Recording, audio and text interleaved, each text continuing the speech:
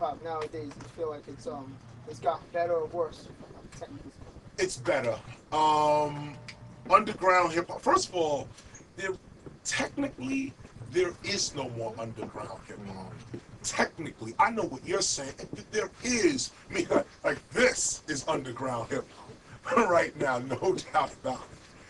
But as long as the internet rules, any one of you can put your stuff up on YouTube and the whole world sees it. That's the end of underground. For us, there was a time where there actually was an underground. Like, there was the radio or video, and then it was us. Then, we had to make mixtapes, Kid Capri, Ron G, Doo-Wop, SNS. That was the underground. But now we got albums that we call mixtapes.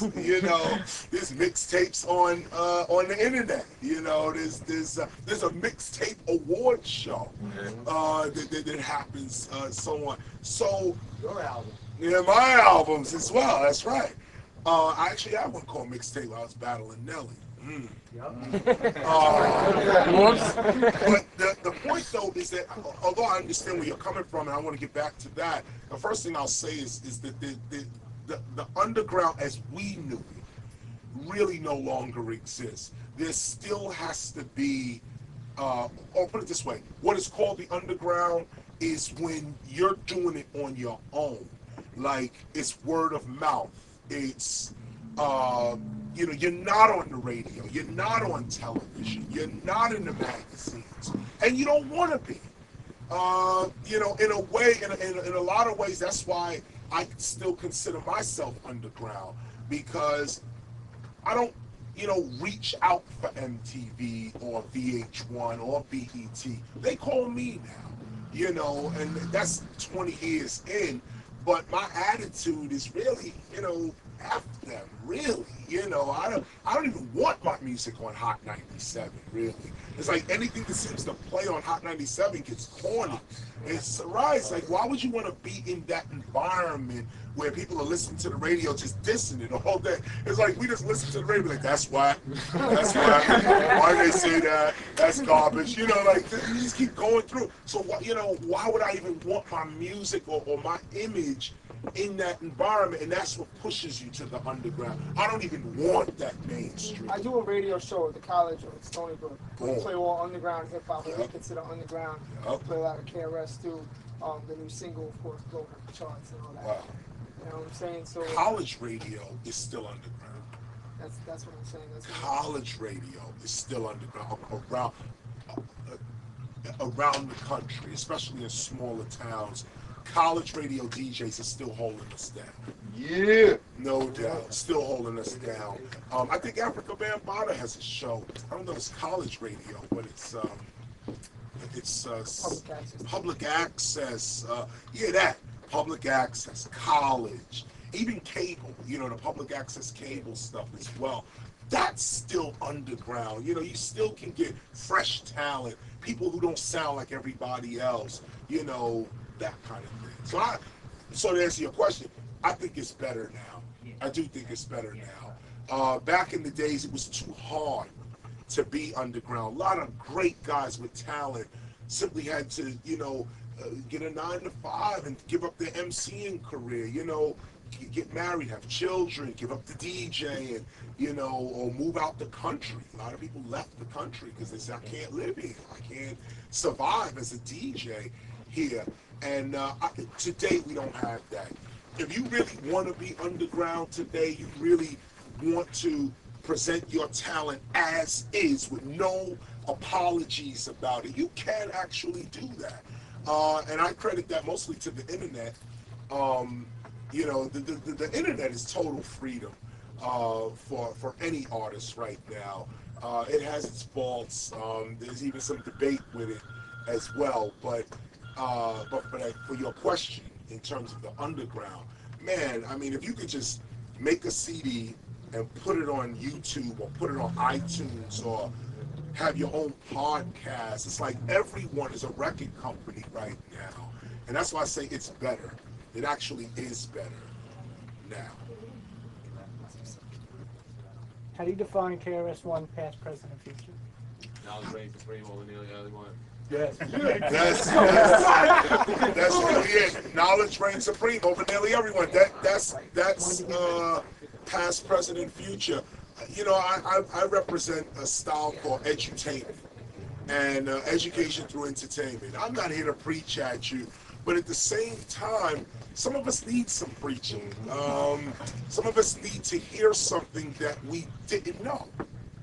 I don't know, maybe it's just me, my being, but when I was coming up in rap music, well, just in life in general, like when I was in my teenage years, the idea of somebody saying something to me that I did not know before, just always, just that thing about,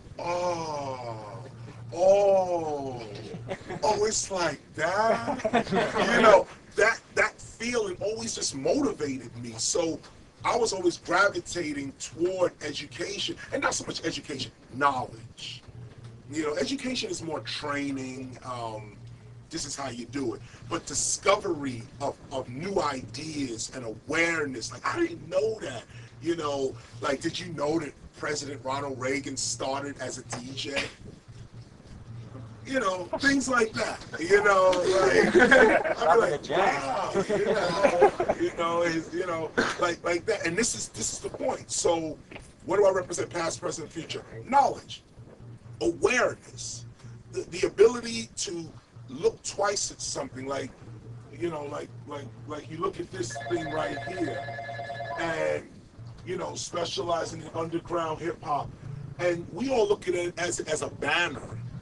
As you know, a banner with words on it. But the person who made this is looking at it a totally different way. They're looking at the texture, what kind of material was used, the ink, how it actually went down, the holes, how did you get the holes.